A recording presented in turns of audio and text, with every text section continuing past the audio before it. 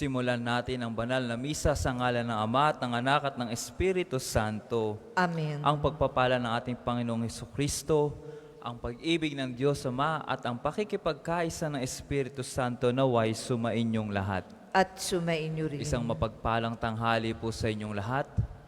Tayo po ay naririto upang ialay ang ating mga panalangin at kasama na rin sa ating mga panalangin ang mga intensyon ng mga taong humingi sa atin ng panalangin. Isama din po natin sa misang ito ang mga may sakit. Kaya bilang mga anak ng Diyos, aminin natin ang ating mga kasalanan upang maging marapat tayo gumanap sa banal na pagdiriwang na ito. Inaamin ko sa makapangyarihang Diyos at sa inyo mga kapatid na lubha akong nagkasala sa isip, sa salita at sa gawa, at sa aking pagkukulang. Kaya isinasamo ko sa mahal na Birheng Maria, sa lahat ng mga anghel at mga banal, at sa inyo mga kapatid, na ako'y panalangin sa Panginoong ating Diyos. Kaawaan tayo ng makapangyarihang Diyos, patawarin tayo sa ating mga kasalanan at patnubayan tayo sa buhay na walang hanggan. Amen.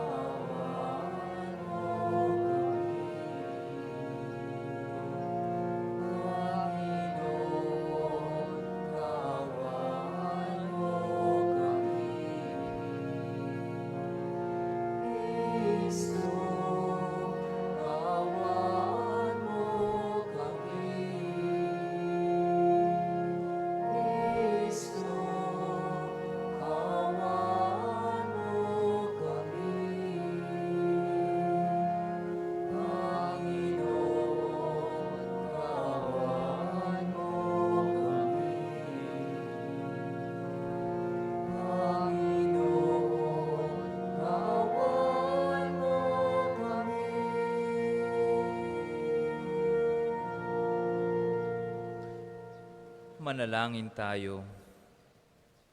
Ama naming makapangyarihan, tanang pinakamabuti iyong tinataglay. Gawin mong sa aming kaloobay manuot ang pag-ibig sa iyong ngalang dakila at bantog, upang sa pag-unlad ng aming pagsunod sa pananampalatayang iyong ipinagkaloob, mapagyaman mo ang kabutihang iyong inihandog at ang iyong pinagyaman ay mapanatili mong lubos sa iyong pagsubaybay sa amin at pagkupkup. Sa pamamagitan ni Jesucristo, kasama ng Espiritu Santo, magpasawalang hanggan. Amen.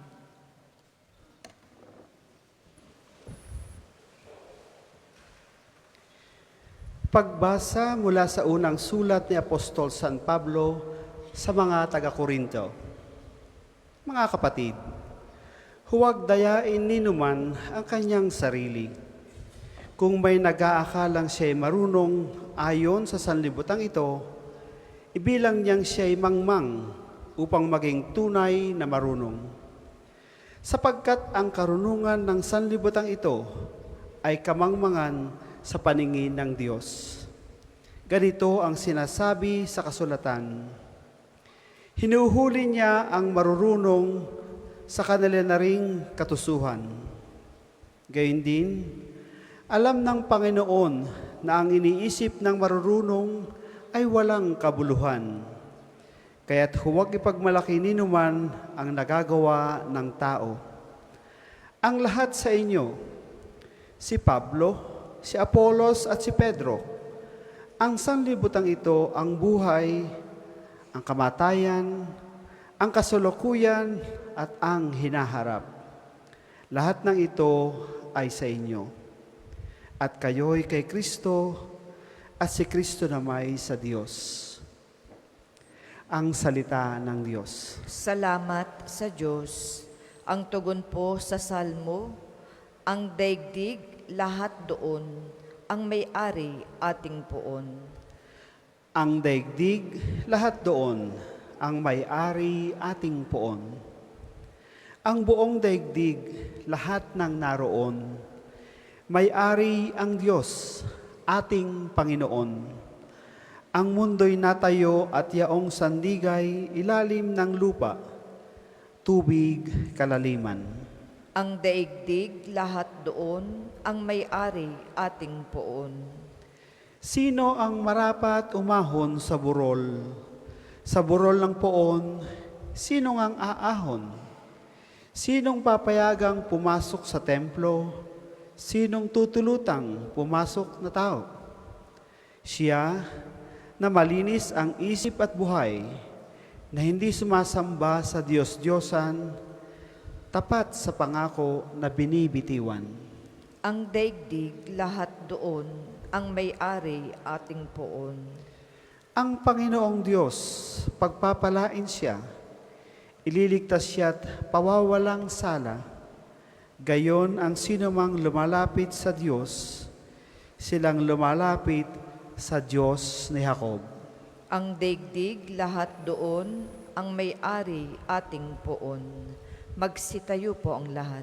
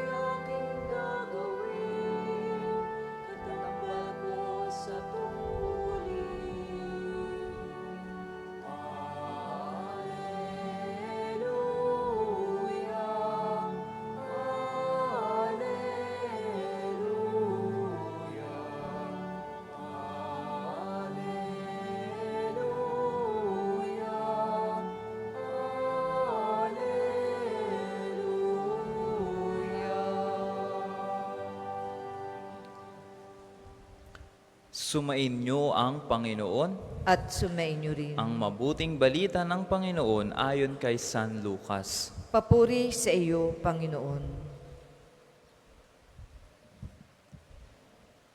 Noong panahong iyon, nakatayo si Jesus sa baybayin ng lawa ng Genesaret. Pinagkalimpumpunan siya ng napakaraming tao na ibig makarinig ng salita ng Diyos. May nakita siyang 2 bangka sa baybayin. Nakalunsad na ang mga mangingisda at naguhugas ng kanilang mga lambat.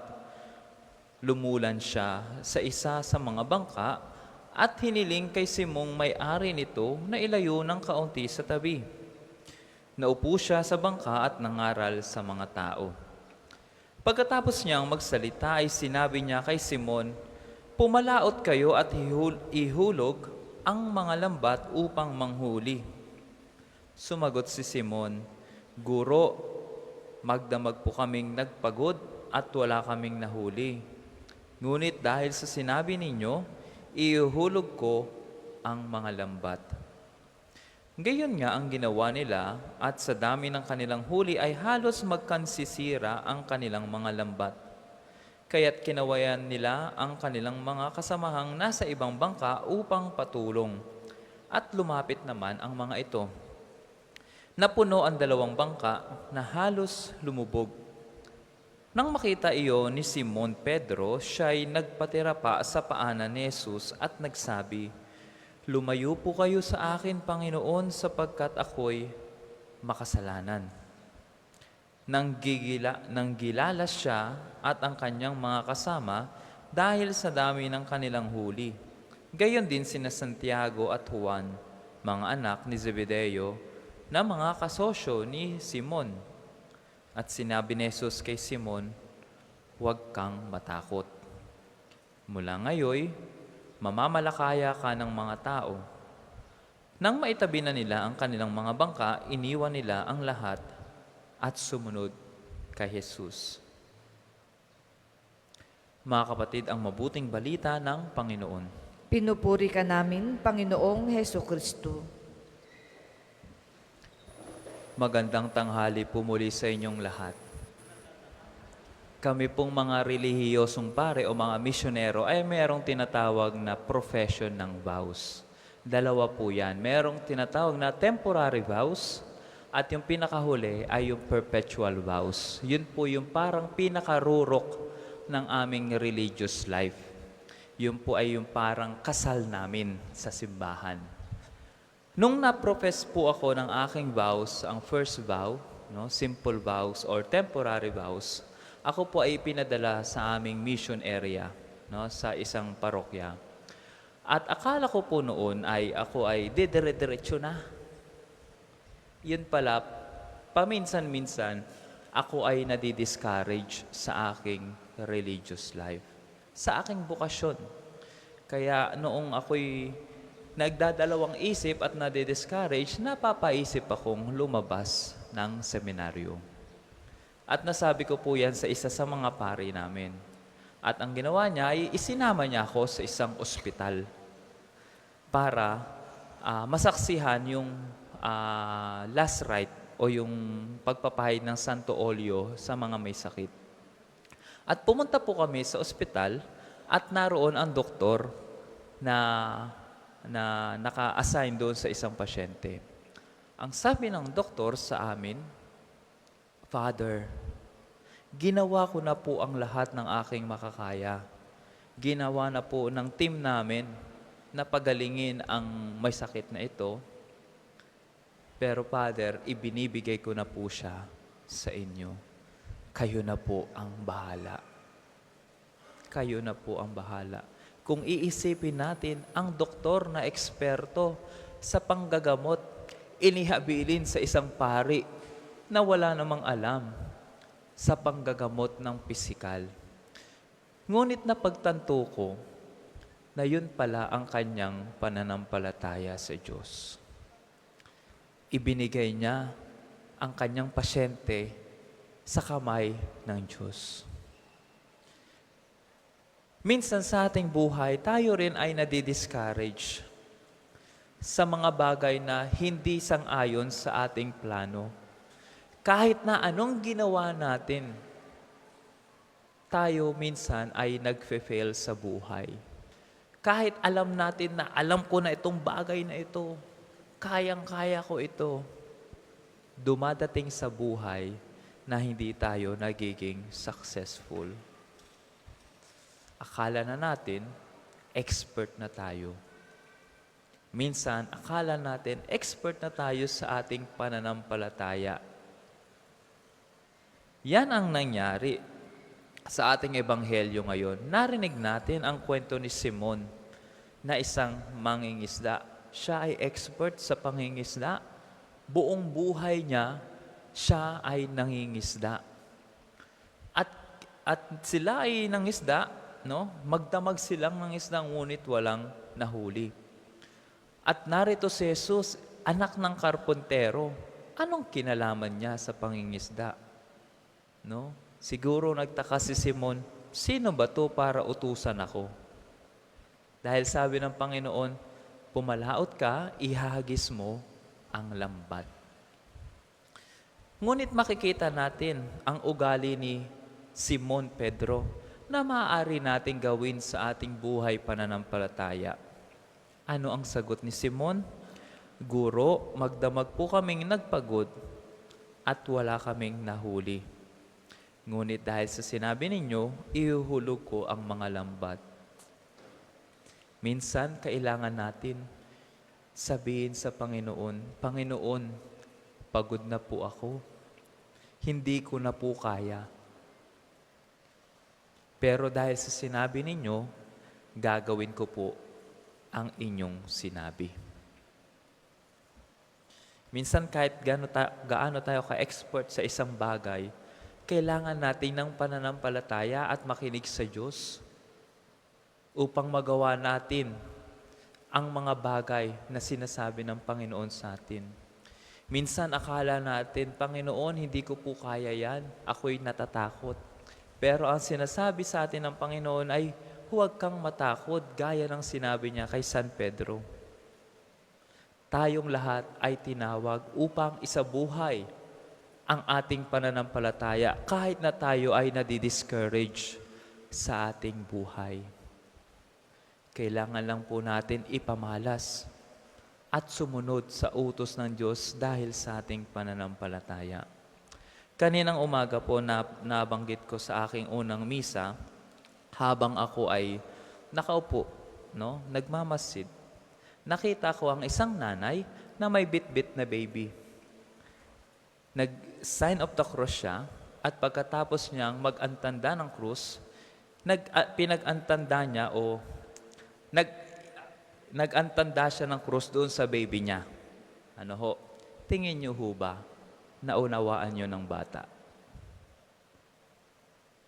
Pero makikita natin na minsan, kahit hindi tayo maunawaan ng ibang tao sa pagpapahayag natin ng pananampalataya, darating din ang panahon na makikita nila ang epekto ng ating pagmamahal sa Diyos. Minsan sasabihin natin, Father, araw-araw akong nagsisimba, pero ang mga anak ko, ni minsan hindi man lang dumalaw sa simbahan. Huwag po tayong ma-discourage na magsimba. Patuloy lang po tayong magsimba at ipagdasal ang ating pamilya. Sa panahon ng Diyos, sa takdang panahon, malalaman nila ang resulta ng inyong pananampalataya. Ang babing karga ng nanay, naway lumaki siya na may pananampalataya kapag patuloy nating ipahayag ang ating pananampalataya sa Diyos. Kailangan lang natin papasukin, hayaan ang Diyos na sumakay sa ating bangka. Sumakay siya sa ating bangka at sinasabi sa atin, itapon ninyo ang lambat. Itapon ninyo ang lambat ng inyong pananampalataya. Nang sa gayon, mahuli ninyo ang mga taong napapariwara at napapalayo sa piling ng ating Diyos. Minsan ang test ng ating pananampalataya, the true test of our fidelity sa Diyos, ay yung magpatuloy lang sa buhay kahit na tayo ay nadi-discourage. And the true test of our fidelity is surrendering everything to Him. Surrendering our talent, surrendering our problems and joys, surrendering our possessions, surrendering our expertise, surrendering our life to Him. Sapagkat tayo tinatawag ng Diyos na huwag matakot at magpatuloy sa paglalakbay sa ating pananampalataya. Para po sa mga maghahandog ng sobre, pakihulog na lamang po sa buslo.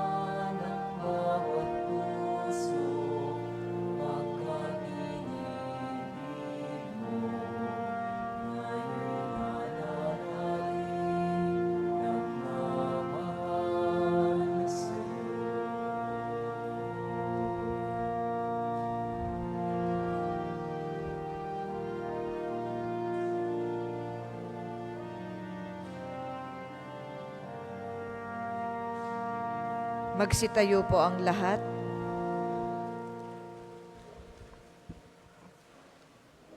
Manalangin kayo mga kapatid upang ang paghahain natin ay kalugdan ng Diyos sa makapangyarihan. Tanggapin nawa ng Panginoon itong paghahain sa iyong mga kamay, sa kapurihan niya at karangalan, sa ating kapakinabangan at sa buong sambayanan niyang banal. Ama naming lumikha, ang banal na paghahain ay lagi nawang magdulot ng iyong pagbabasbas na sa amin ay tumutubos, upang ang ginaganap mo sa aming pagdiriwang ay maging lubos na pagkakaloob ng iyong pagmamahal sa pamamagitan ni Jesucristo kasama ng Espiritu Santo magpasawalang hanggan. Amen. Sumainyo ang Panginoon. At sumainyo rin. Itaas sa Diyos ang inyong puso at diwa. Tinaas na namin sa Panginoon. Pasalamatan natin ang Panginoong ating Diyos. Marapat na siya ay pasalamatan. Ama naming makapangyarihan, tunay ngang marapat na ikaw ay aming pasalamatan. Pinagbibigyan mong ito ay aming maihayag, kahit na ito'y walang anumang maidaragdag sa kadakilaang sa iyo ay likas. Sa pagpupuri namin ay ang nakikinabang, ay kami ring iyong pinakikiharapan sa pamamagitan na iyong anak na minamahal. Kaya kaisa ng maanghel na nagsisiawit ng papuri sa iyo, nang walang humpay sa kalangitan, kami nagbubunyi sa iyong kadakilaan.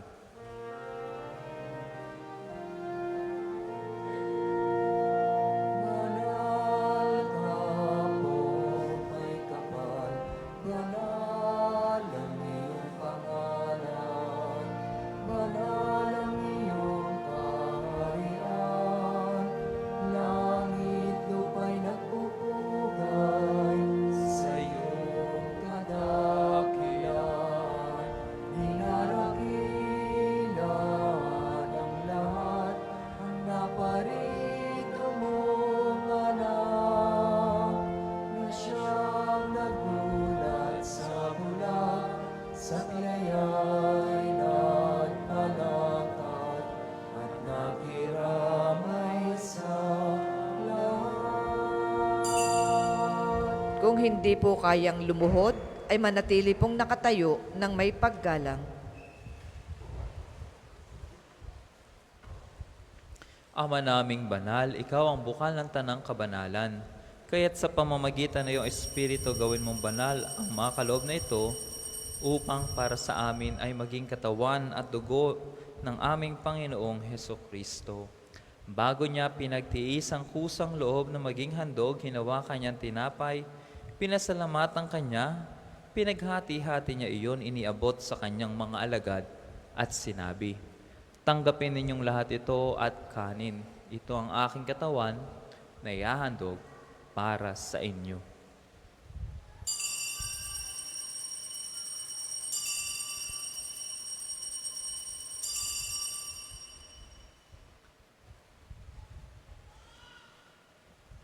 Gayon din naman, nung matapos ang hapunan, hinawakan niya ang kalis, muli kanyang pinasalamatan, iniabot niya ang kalis sa kanyang mga alagad at sinabi, "Tanggapin ninyong lahat ito at inumin itong kalis ng aking dugo ng bago at walang hanggang tipan. Ang aking dugo na ibubuhos para sa inyo at para sa lahat sa ikapagpapatawad ng mga kasalanan. Gawin ninyo ito sa pag-alaala sa akin."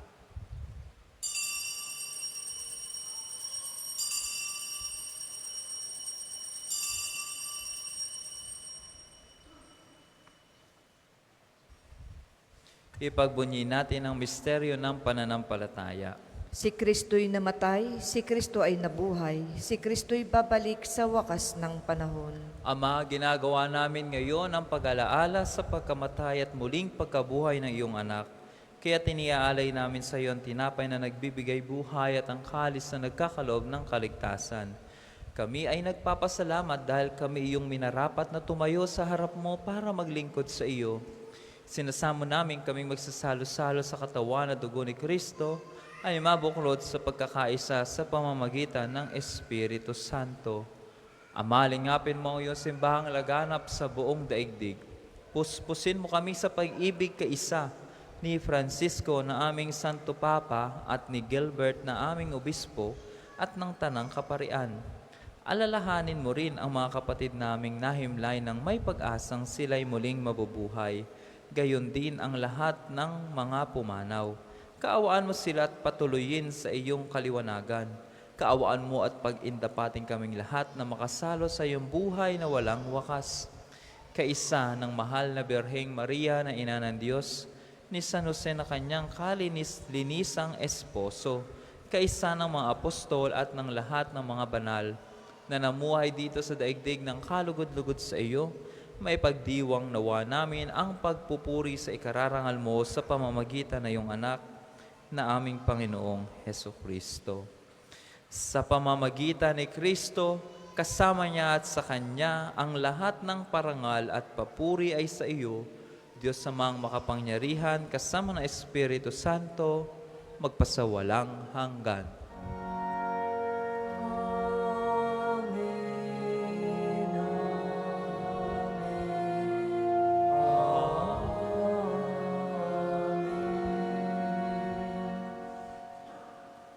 Sa tagubilin ng mga nakagagaling na utos sa turo ni Jesus na Panginoon natin at Diyos, ipahayag natin ng lakas loob.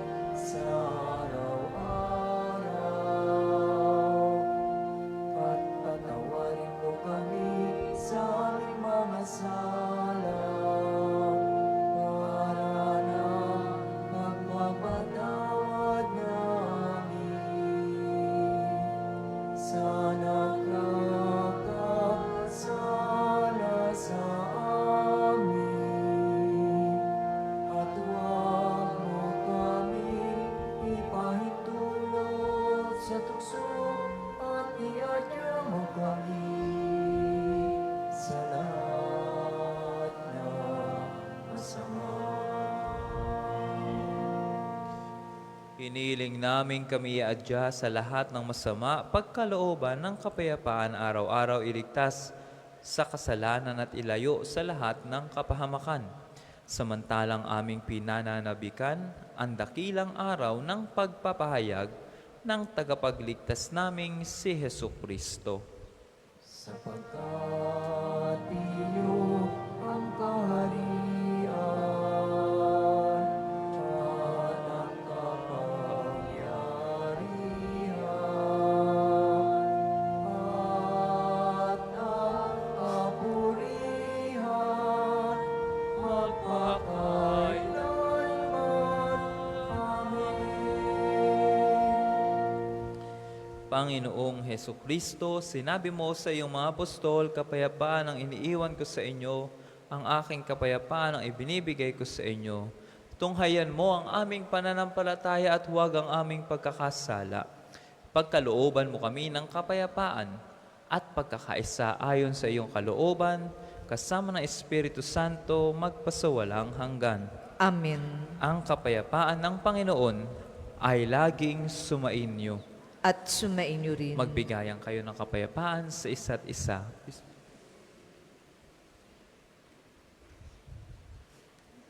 Kordero ng Diyos na nag-aalis ng mga kasalanan ng sanlibutan, maawa ka sa amin. Kordero ng Diyos na nag-aalis ng mga kasalanan ng sanlibutan, maawa ka sa amin. Kordero ng Diyos na nag-aalis ng mga kasalanan ng sanlibutan, ipagkaloob mo sa amin ang kapayapaan.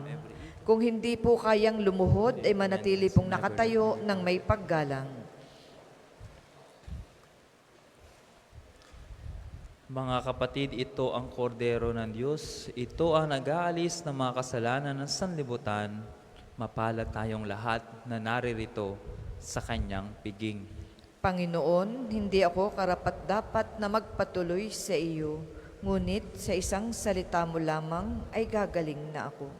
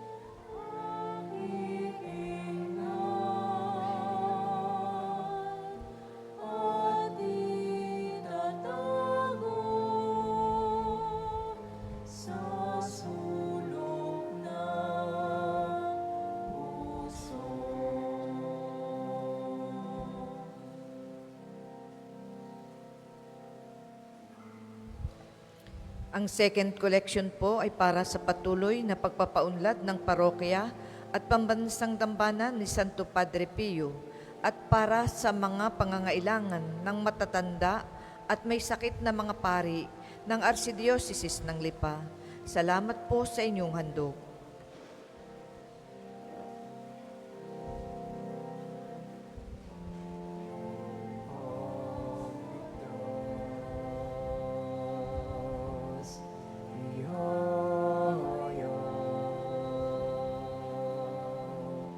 Hanggang sa dulo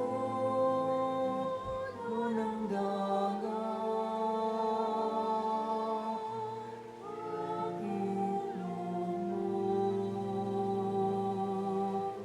puso'y dalisay, aking ikakalat.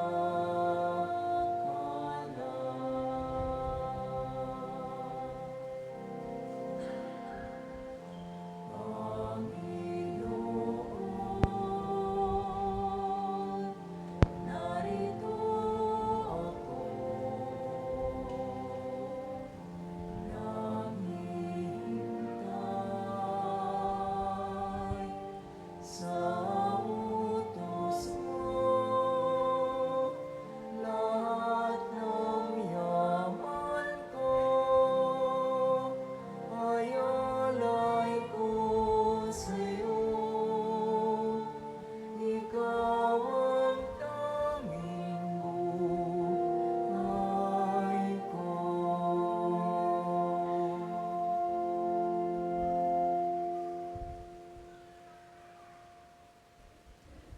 Tayo po ay magsitayo.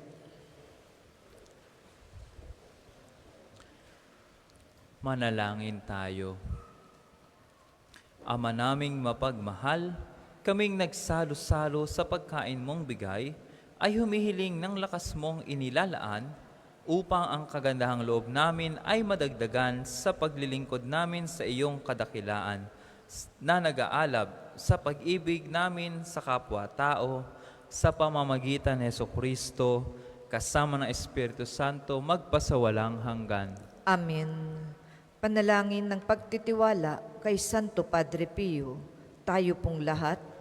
Padre Pio, taga Pietrelcina, mongheng banal, pintakasing santo ng milenyong kasalukuyan, gabay namin sa pagtahak sa landasing makalangit, takbuhan sa pangangailangan, huwaran ng pagtitiis.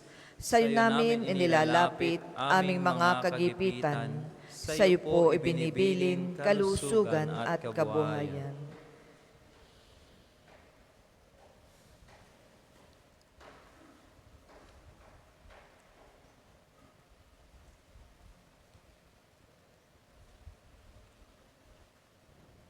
Di man karapat-dapat kami po ay pagbigyan, bendisyonan at basbasan maging ganap sa buhay.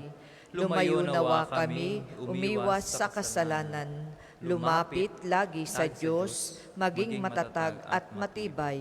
Sa mabuting balita ng pagliligtas, turuan mo kami nawa.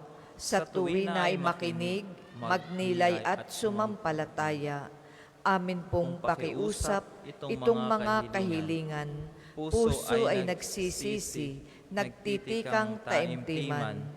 Di na muling magkasala, sunod lagi sa Diyos Amang, kaisa ng Espiritu at ni Jesus na tagapamagitan. Amen. Ang lahat po ay magsiupo para po sa mga patalastas. Una, sa inyong pagdalaw sa pambansang dambana, mangyaring pakaingatan ang inyong mga personal na gamit.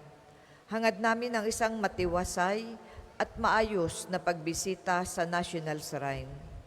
Ikalawa, narito po sa atin ngayon ang imahen ng mahal na Birhen ng Loreto, ang ina at reyna ng Sampaloc, Maynila at patrona laban sa mga sunog at sakuna. Mananatili siya dito hanggang September 7, pagkatapos ng misa pasasalamat sa ikapito ng umaga. Halina at makiisa sa mga gawain ng kanyang pagbisita upang mas lumalim ang ating pagmamahal kay Kristo sa pamamagitan ng Kanyang ina. Ikatlo, nais po naming ipagbigay alam sa inyo na ang Padre Pio Healing Bundle ay available sa ating mga tindahan. Ang langis na kasama nito ay may halo ng langis na mula sa puno ng olibo na binasbasan ni Padre Pio nung siya'y nabubuhay pa. Naway maging daan ng ating healing bundle sa pagkakamit ng kagalingang mula sa Diyos. Ikaapat, bahagi ng mga gawain sa pagdiriwang ng kapistahan ni Santo Padre Pio. Tayo po ay magkakaroon ng free medical consultation dito sa Pambansang Dambana sa pangunguna ng UST Medical Alumni Association sa darating na September 15. Kami po ay nag-aanyaya sa mga nais magpakonsulta sa mga doktor ng pedya, OB-GYN, ENT, opta, dental at surgical. Ito po ay bukas sa kahit anong edad. Mangyaring magtungo sa opisina ng Pambansang Dambana upang magpalista hanggang September 10 lamang. Ikalima, ngayong Sabado, 7 ng Setyembre, ay unang Sabado ng buwan. Mayroon po tayong prosesyon sa karangalan ng Mahal na Birhen sa ganap na 5 ng umaga na sisimulan natin sa may harap ng Fountain of Hope. Ang mga sasama ay naanyayahang magdala ng kandila. Ang susunod pong banal na misa ay sa ganap na 2 ng hapon. Maraming salamat po at mangyaring panatilihin natin ang kalinisan, katahimikan at diwa ng pananalangin sa loob at labas ng ating mga simbahan.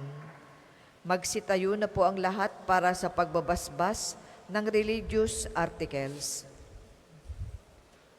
Mga kapatid, manalangin tayo sa Diyos Amang makapangyarihan upang tayo ay maging kawangis ni Kristo sa taimtim na pagdalangin sa tulong ng mga larawan at ng mga dasalan. Manalangin tayo. O Panginoong Diyos, Ikaw ang bukal ng lahat ng pagpapala at biyaya. Ibuhos mo ang iyong bendisyon sa mga gamit na ito sa pananalangin na nagpapaalala ng iyong kabutihan, kabanalan at pagmamahal sa amin upang ang lahat na dumulog at magdasal gamit ang mga ito ay magtamo ng iyong awa at biyaya. Laobin mong tularan nila ang kabanalan at aral ng Panginoon at ng mga santo magpasawalang hanggan. Amen. Ama namin, sumasalangit ka, sambahin ng ngalan mo, mapasa amin ng kaharian mo, sundin ng loob mo dito sa lupa para ng sa langit. Bigyan mo kami ngayon ng aming kakanin sa araw-araw at patawarin mo kami sa aming mga sala para ng pagpapatawad namin sa nagkakasala sa amin. At huwag mo kaming ipahintulot sa tukso at iadya mo kami sa lahat ng masama. Amen. Aba, Ginoong Maria, napupuno ka ng grasya. Ang Panginoong Diyos ay sumasa iyo. Bukod kang pinagpala sa babaing lahat, at pinagpala naman ng iyong anak na si Jesus. Santa Maria, Ina ng Diyos, panalangin mo kaming makasalanan, ngayon at kung kami mamamatay. Amen. Luwalhati sa Ama, sa Anak, at sa Espiritu Santo, kaparan nung una ngayon at magpasawalang hanggan. Amen. Luwalhati sa Ama, sa Anak, at sa Espiritu Santo, kaparan nung una ngayon at magpasawalang hanggan. Amen.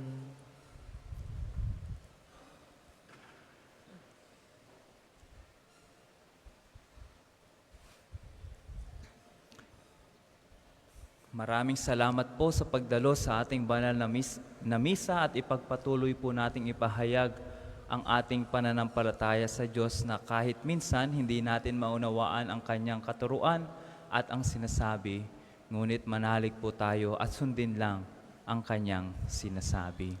Sumain niyo ang Panginoon At sumainyo rin. Pagpalain nawa kayo ng makapangyarihang Diyos Ama at Anak at Espiritu Santo. Amen. Naialay na po ang banal na misa, humayo kayong taglay, ang kapayapaan at pag-ibig ni Kristo. Salamat sa Diyos.